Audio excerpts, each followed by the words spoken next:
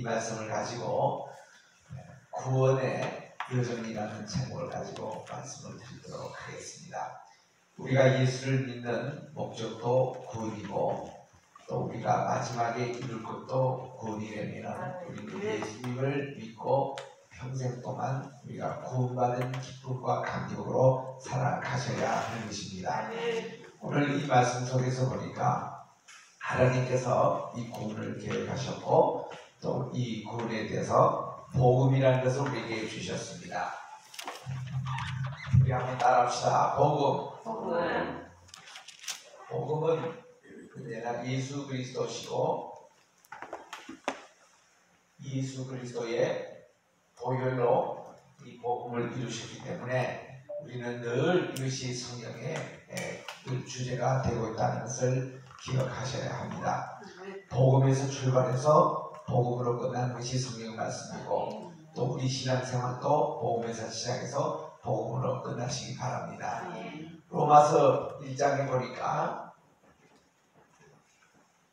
16절 17절이 주제의 말씀인데 복음은 뭐냐?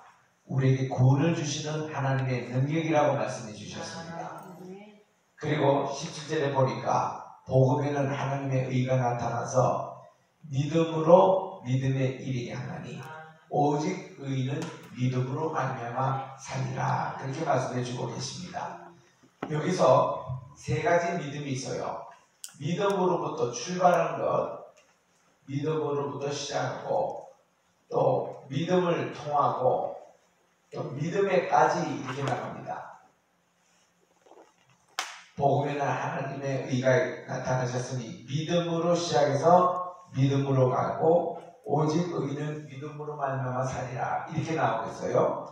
여기서 이제 헬라어 전치사가 다 틀립니다. 헬라어 전치사에 보니까 여기는 뭐뭐로부터라고 그렇게 되어 있습니다. 에크라는 그런 말을 쓰고 있는데 뭐뭐로부터 또 이거는 뭐뭐를 통해서 또 여기는 뭐뭐에로 목적이 나와 있어요. 이제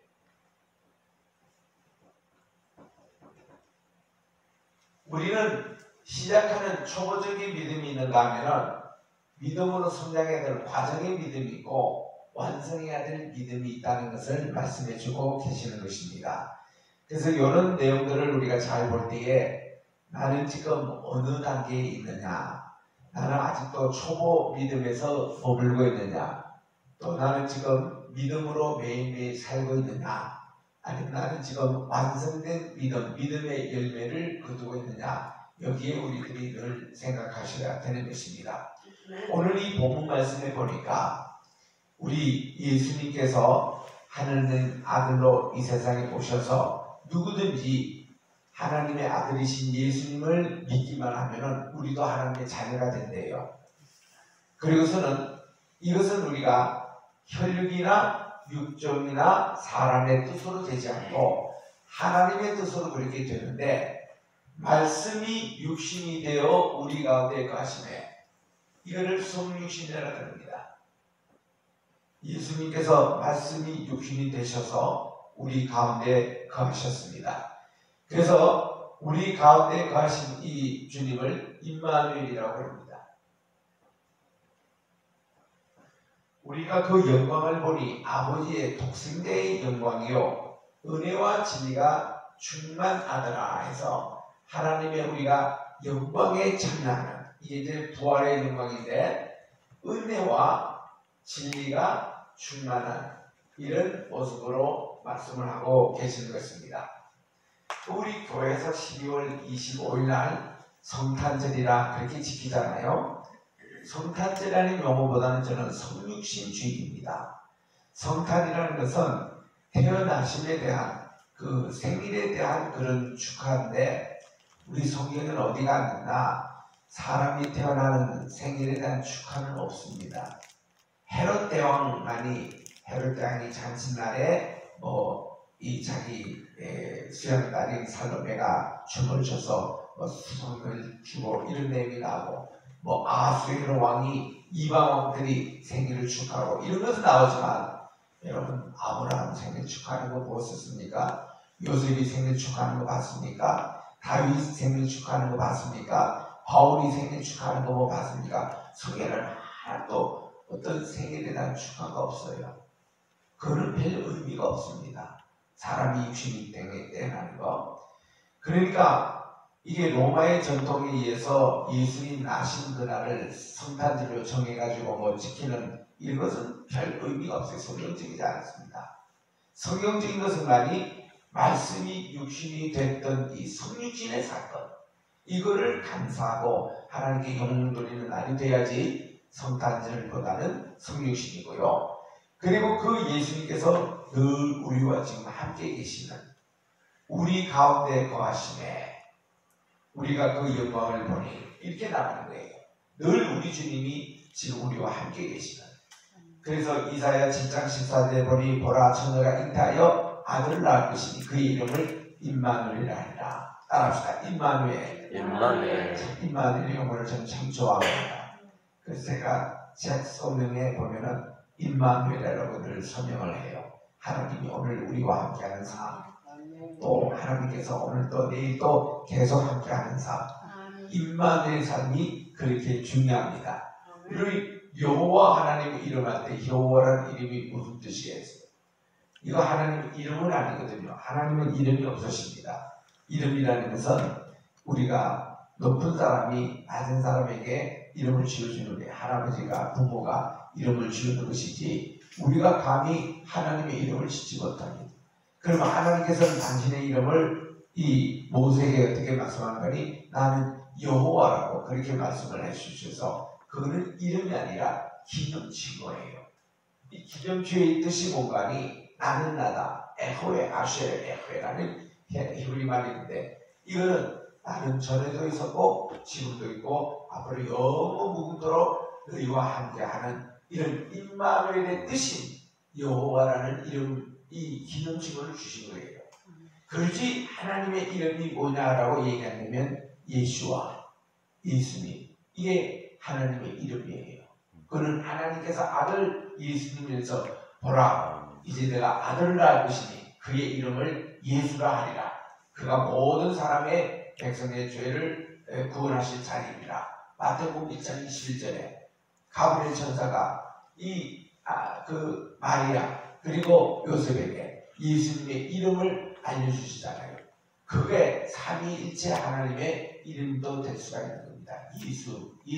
예수라는. 그래서 우리 임마누엘의 삶이에요. 우리는 주님의 성육신에 참여하고 임마누엘 삶을 쭉 살아가면은 우리는 주님의 부활의 영광에 이룰 수 있다는 겁니다. 우리 따라합시다. 부활의 영광. 우리 참 부강교회 이름이 얼마나 좋은지 부활의 영광의 참 약자인 바로 이 부활의 영광.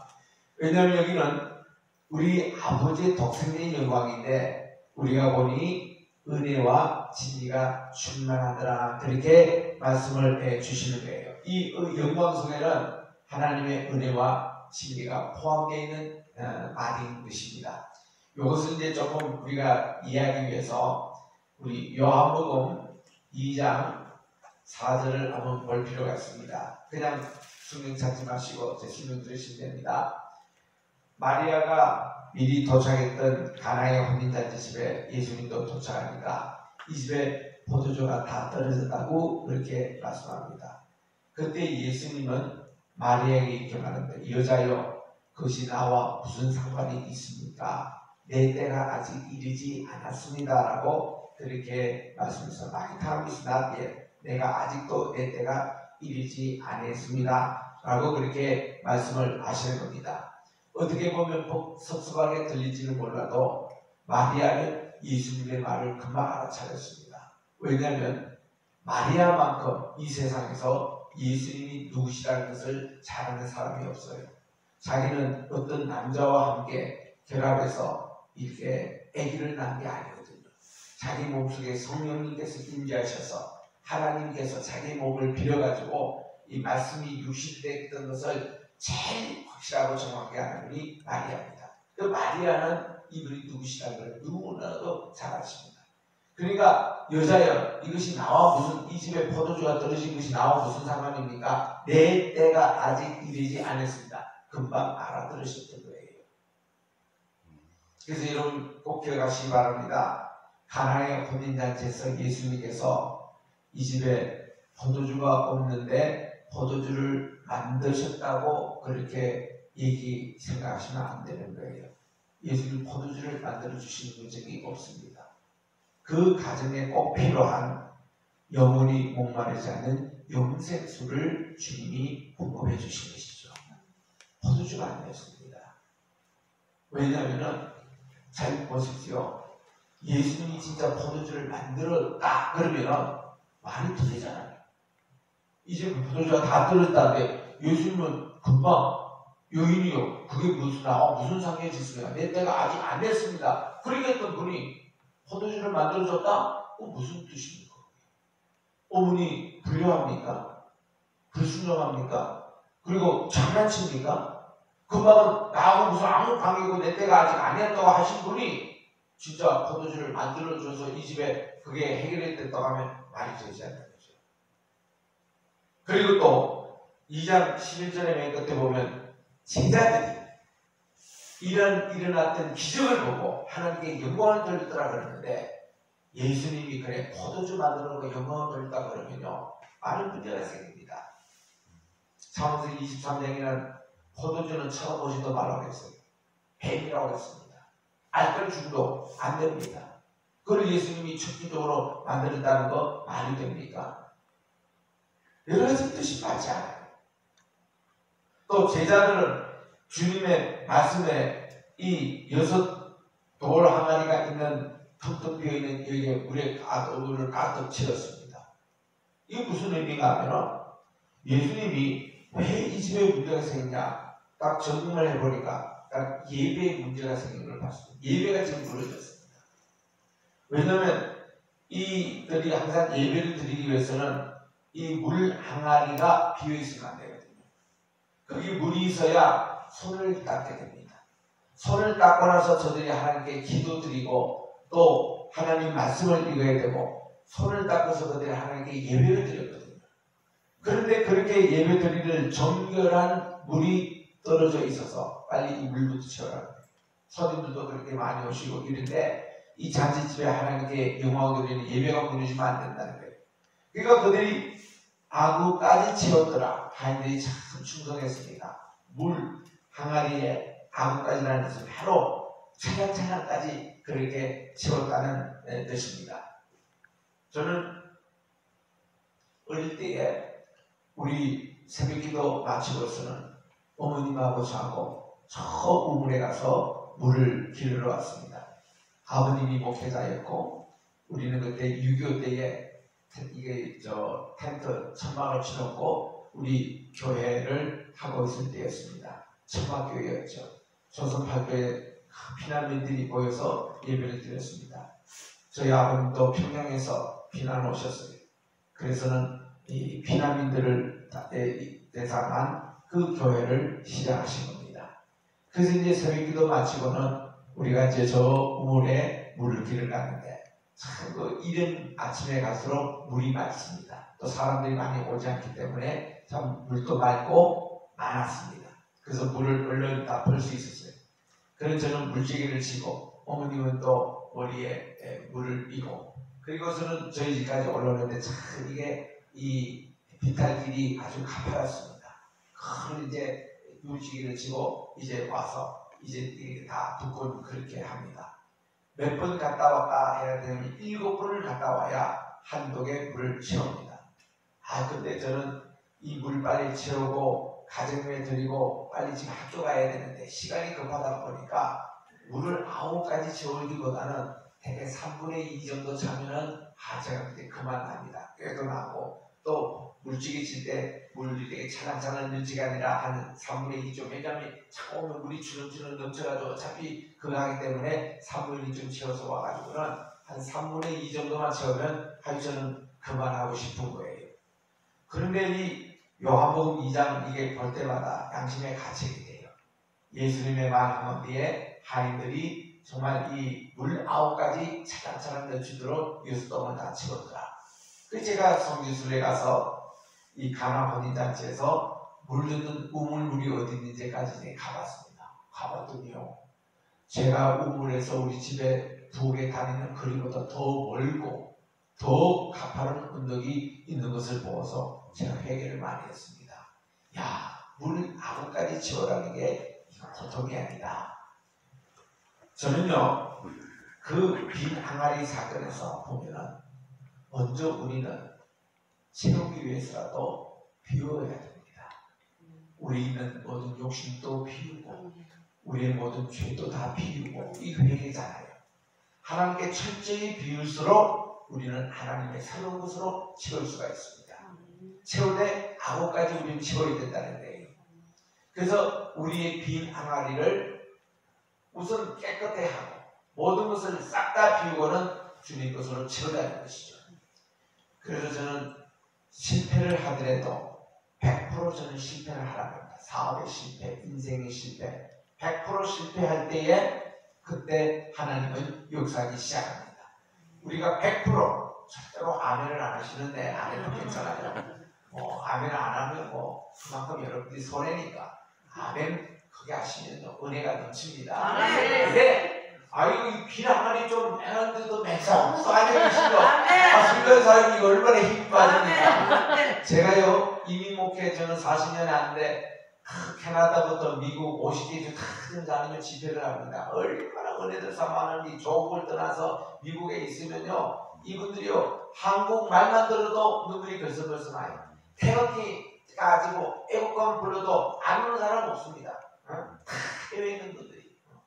그래서 여기서 말씀을 사모하는 분들 여러분들의 마음에 정말 이 항아리 있는 거 오늘 다 비우시기 바랍니다. 아멘하고 난리예요. 그리고서는 이게 주님의 말씀으로 채웁시다. 성령으로 채웁시다. 주님의 보혈로 채웁시다. 아멘. 네. 강원도 분이시니까 좀 속도가 조금 느리시긴 하지만 대전에서 목회할 때는 더 느리시더라고요. 그분들은 하유 하는 거는 아멘도 교회에서는 하는 사람 별로 없어요. 집에 가면서 아멘 하시네. 저녁 식사하면서 그때 아멘 하시네. 얼마나 속도가 느리시는지. 그래서 내가 왜 대전분들은 그렇게 좀 대답이 느리시냐고 그랬더니 대전에 그 식장산이 있는데 이 식장산을 기점으로 자들이 자고 일어나면 한 번은 고구려가 돼 있고 한 번은 자고 일어나면 백제가 돼 있고 한 번은 자고 일어나면 신라가 돼 있다는 거예요. 그래서 이 대전 사람들은요 서로 눈치만 본다는 거예요. 이게 백제인지 신라인지 고구려인지 확인하고 이제 나중에 대답을 한다는 거예요. 그래서 하유하고서는 다 대답을 하지. 교회 나오라고 그러면 네 같이 유하면서 알아버려. 그리고는 후에 그게 이제 지역적인 그런 특성이 있다고 그러는데 그동안 강원도 분들은 그 정도는 아니시니까 우리 또 서울에서 또 오늘 많이 오셨는데 우리 대답 좀 잘하시기 바랍니다. 아멘. 그게 또 마음대로 하시잖아요. 그러니까 마음대로 하시라고 마음대로 하시고 아멘 하면은 성의 역사가 2배로 넘치고 그냥 오늘도 그냥 저는 어쨌든 최선 다해서 말씀을 증거하도록 할 테니까 자 우리가 여기 9가지 채워라. 우리들은요 하니처럼 순종하여 이왕 일하면은 우리는 주님의 말씀 오늘도 여러분들이 빈 신년 가운데 9가지 채우는 역사가 일어나길 바랍니다. 그래서 여기에 하나님은 주님의 뜻이 아니다 그랬고요. 7장에 가보면은 6절, 8절, 2절에 다 이렇게 나오는데 예수님의 육신의 형제들이 있었습니다. 마리아와 요셉 사이에 낳은 아이들이에요. 그 제일 큰 아들이 야고보입니다. 야고보. 그리고 두 번째는 유다. 그 다음 시몬. 그리고 요셉이었습니다. 요셉 혹은 요셉이라고도 그러는데 그래서 예수님의 육신의 동신 가운데서 이 두 사람이 쌍둥이에요. 쌍둥이에서 이 유다라는 이 친구가 다른 이름이 뭔가 하니 이게 도마였습니다.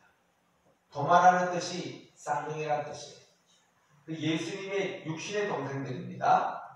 그래서 야 도마 이가 쌍둥이 하는 이 친구가 바로 유다 도마가 된 거예요. 예수님의 제자가 된 겁니다.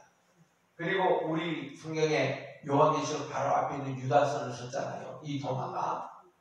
그리고 이제 그 동생이 이제 시몬이고 쌍둥이가 요셉인데 이 네 형제들이 초막질이 됐는데 형님 갈릴리 천국에서 하지 마시고 예루살렘에 우리가 올라가서 이번에 좀 크게 하십시다 하고 그렇게 건의를 했습니다. 근데 예수님께서요, 야 너희들이 먼저 올라가거라. 왜냐하면 예수님은 육신적인 그런 질문 오면 대답을 피하셨어요.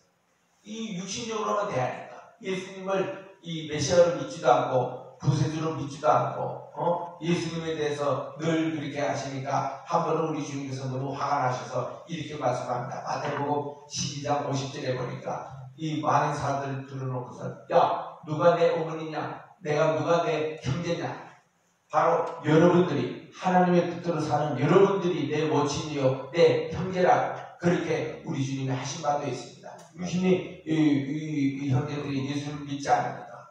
그 중에 이제 도마만 예수님을 따라다니고 믿었지만 그 도마가 의심하는 도마라고 예수님에 대해서 자꾸 이렇게 확인까지 했던 주님의 가시는 길이 어디입니까? 또 나는 내 눈으로 직접 예수님의 장자국을 만져봐야 내가 예수님을 믿겠다 이랬던 도마 아니겠어요? 그런데 우리 부활의 주님께서 야고보에게 나타나셨어요. 그때 야고보가 예수님을 믿게 됐습니다.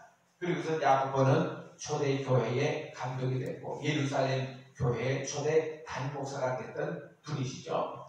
이런 예수님의 동생들이 예수님에게 조망절에 가서 예루살렘에 올라가서 크게 하자. 그럴 때에 우리 주님의 대답이 너희들이 먼저 올라가라. 내 때가 아직 이르지 않았다. 그렇게 대답하셨어요. My time is not yet. 아직 내 때가 이르지 않았다. 내가 영광 받을 때가 안 됐다. 이런 말씀이었습니다. 이랬던 우리 주님께서 요한복음 17장에 보면 1절과 5절에 보면 이렇게 하나님께 기도하십니다. 내일 모레 십자가에 지셔요. 마지막 대제사장이 기도를 하십니다. 아버지요 이제는 아들을 영광스럽게 할 때가 왔사오니 이 아들을 영광스럽게 해주십시오. 5절에도 그렇게 주님께서 기도하십니다. 그러면 이 주님께서 내 때가 안 됐다, 내 때가 안 됐는데 이제는 때가 이르사오니 이 뭡니까? 우리 주님이 십자가에 지시고 부활하실 때가 됐다는 거예요. 부활의 영광이라는 것입니다. 이 때가 됐으니 이제는 아들을 영광롭게 하옵소서 이렇게 기도하신 겁니다. 그러면 이렇게 영광에 대해서 예수님이 부활의 영광에 혼자만 참여는 아니고 독생자의 영광, 은혜와 진리가 충만하다. 그게 혼자 된 게 아니고 우리 예수님을 따르는 모든 사람들도 예수님의 그 영광을 우리들도 참여하는 우리가 영광롭게 되는 이런 그래서 하늘나라 가면 면류관을 우리가 봤는데 면류관 또 보니까 영광의 면류관, 금면류관, 썩지 않을 면류관, 의의 면류관 우리 주님께서 각각의 면류관을 다 준비하고 계시더라고 말이에요. 아멘. 근데 이 천국에 있는 우리 천상 예배에 참여했던 사도 요한이 이렇게 보니까 24장로들이 주님께서 주시는 금열관을 다 쓰고 예배를 드리고 있는데 한참 예배가 그 천국에는요 이 예배가 찬양밖에 없어요. 우리 계시록 4장 5장에 보니까 그리고 계시록 14장에 나왔잖아요. 천상의 예배는 찬양밖에 없습니다. 그 예배 시간에 무슨 말씀이 필요합니까? 기도가 필요합니까? 헌금이 필요합니까? 천상 예배 가면 다 천상이 찬양이에요. 오늘도 찬양 5시간 또 24시간 얼마나 부감교에서 하는 거 천상의 예배를 지금 하고 계시는 거예요. 찬양으로 연결되는 이 천국 예배가 그러더라고요. 근데 찬양 예배를 한참 하고 있는데 24장로들이 자기들이 받은 금열관을 벗어가지고 다시 어린 양 보좌 앞에 드리면서 말씀이 We are not worthy. 우리들은 이거 받을 자격이 없습니다. 이거를 금열관을 다시 주님께 벗어 드리는 것을 보고 이게 하나님께 영광 돌리는 예배라고 하더라고요. 이게 뭔가 하니 우리 하나님께서 우리 모두 천국에 갔을 때 하나님께서 우리를 칭찬하십니다.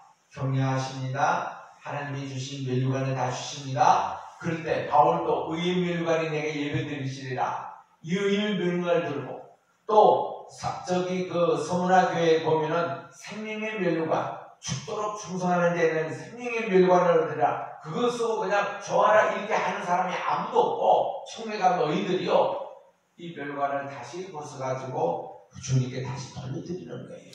내가 받은 영광, 내가 받은 칭찬, 내가 받은 이 모든 경륜을 다시 주님께 돌려드리는 것. 이게 무슨 예배입니다. 우리가요 소요리 문답 인문의 인간의 제일된 목적이 뭐냐?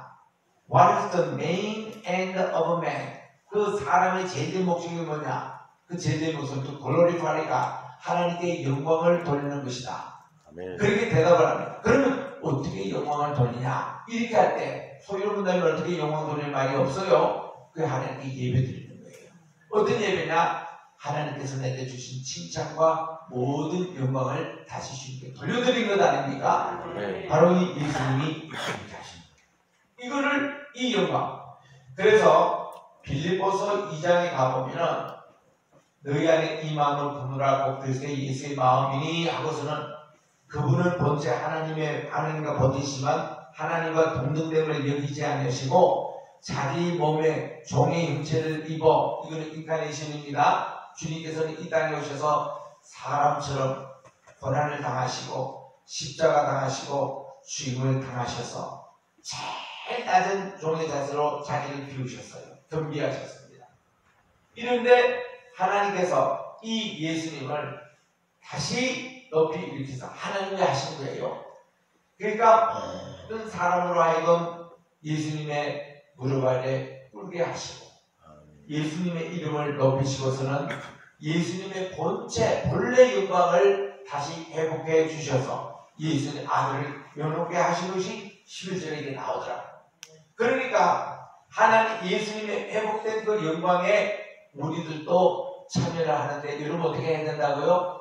그 영광을 우리가 받으면서도 내가 이게 영광스러워도 좋다 이게 아니라 내가 받은 칭찬과 영광을 다시 주님께 돌려드리는 것이 예배 같은 말이에요. 그래서 저는 중학교 2학년 때 아버님 우리 중등부 이렇게 성경 공부 사도행전을 가르쳐 계셨는데 그때에 이걸 가르쳐 주시더라고. 저희 아버님께서. 아버님은 평양신학교에서 공부하시고 총회신학교가 남산에 이제 처음 월남에서 이렇게 우리는 월남인이기 때문에 세워질 때 그때 처음 시작하신 분이 저희 아버님이셔서 그때는 통합과 합동 구분 없을 때입니다.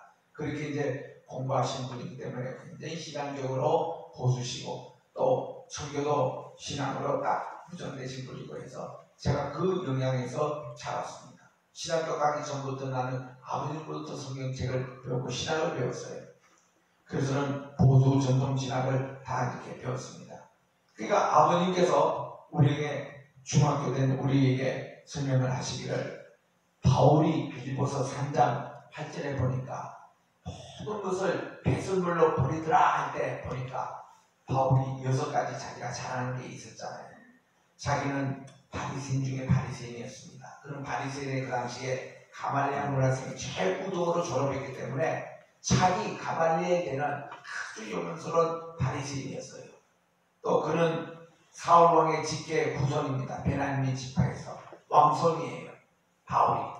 그리고 바울은 율법으로도 흠이 없었다고 그랬습니다. 여러분 이게 쉬운 일이 아닙니다. 율법 613개 계명을 다 지킨 분이라고 했어요. 흠이 없다고 그랬어요. 그리고 그는 의로 자로 이렇게 됩니다. 그리고 그는 바리새인으로 유대인으로 모분적이어서 그런지 기독교를 박해하는데 앞장섰습니다.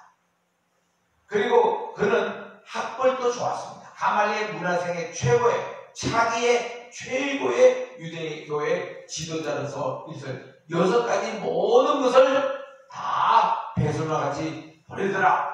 저는 이 말씀에 마음이 꼽혔어요. 아멘. 나도 커서 버릴 게 좀 있어야지. 쥐뿔도 없는 게 무슨 뭐 다 버리고 뭐 하나님께 영혼을 내리지 말고 나는 최고로 공부하자. 나는 그때부터요 와, 그저 하나님께서 제게 지혜를 주시는데 학교에서 항상 1등을 했어요. 저는 뭐 공부 아버님 가난한 목회자 집에서 자라가지고 내가 한 번도 학원 같은데 가요수업 같은데 우리는 받은 적이 없습니다. 또 참고서도 내가 사본 일이 없어요. 돈이 있어야지. 남의 참고서 그냥 맨날 빌려가지고 그거를 공부해야 되니까 빌렸다고 하면 나는 3일 만에 책을 다 외워버렸습니다. 교과서 다 외워버렸습니다. 아멘. 뭐 감동이 없으신데 괜찮아요.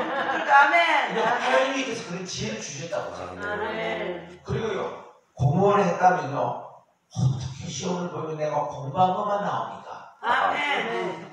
항상 열심해야겠죠. 그 나는요 시험만 끝나고 나면은 얼마나 행복한지 내일 또 시험 봤으면 좋겠어요. 왜냐면 시험만 보면은 최고등상에서 상 주지, 장학금 주지, 집에 오면 아버지가 또 외식도 이렇게 식사 또 좋은 걸 또 사주시지, 용돈 주시지. 야, 나는 시험만 봤다면 그거를 그 초등학교부터 대학원까지 그렇게 공부했으니 학교에서 계속 장학금으로 공부하고 그랬으니 없는 가정형편에서도 제가 공부를 다 할 수 있었던 거예요. 제가 이제 고등학교도 대구의 경북고등학교라는 곳에 나왔는데 제가 졸업할 때만 해도 서울대학 256명 들어갈 때입니다. 그 전국에서 1등 했을 그때. 경기보다도 더 낮게 뭐 경남 뭐 다른보다 전국에서 256명 학교가 가면 거기서 내가 전국에서 10등 안에 늘 드는 학교였어요. 그 다들 내보고 나는 신학하겠다. 나는 처음부터 신학하겠다. 왜냐? 아버님이 늘 이렇게 저를 가르쳤어요.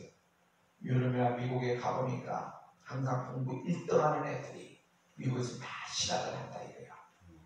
왜냐하면 신학이 모든 학문의 기초가 되고 대학의 처음 시작인 게 신학이기 때문에 그래서 그게 1등하는 애들이 신학을 하고 한 2등, 3등 애들이 의과하고 법대하고 그렇게 저는 공부했기 때문에 나는 1등하고 있는 학교에 그러기 때문에 나는 어리 시작한다고 그렇게 한 거예요. 그래서 내가 고등학교 때 담임 선생님이 뭐 어디 뭐 서울법대 어디 가서 한 90%가 다 어디 다 좋은 학교를 하는데 나머지 뭐냐? 그래서 손 들었습니다. 저는 신학했습니다. 720명 가운데 내가 그 딱 1등짜리들 모이는 그 학교에서 나는 신학을 하겠습니다. 다 애들이 쳐다보더라. 왜냐면 우리 때문에 또 그때 신학교 가는 애들이요. 예비고사도 떨어진 애들 공부 제일 못하는 아들이 갔거든. 그때 이화여대에서요 32명 남자들 앞으로 미래신학과 이렇게 고르는데 1등, 2등 다 해서 그때 목사는 제일 꼴등했는데요. 목사 바로 위에가 이발사였습니다. 이발사보다 더 이기는 게 목사였어요. 그때 사진 그랬어요. 근데 나는 신학교 가겠다고 하니 다들 놀래버리죠. 내 실력으로 가지고는 서울법대 그것도 수석으로 입학해가지고 근데 내 지금 친구 2사람이 지금 대법관 판사로 있습니다. 중수부 저 부장님 친구들 10명이 있고 우리나라 뭐 정부의 그 관직들 여러 친구들이 내 친구들이에요. 옛날에 TK 유명했지 않습니까? 그럴 때 나는 하나도 부럽지 않았는데 나는 신학하고 나는 태어날 때부터 저는 윤사무엘이었습니다. 사무엘이 그게 뭐 이렇게 그게 아니라 태어날 때부터 내가 이게 아버님 어머님이 목사님이시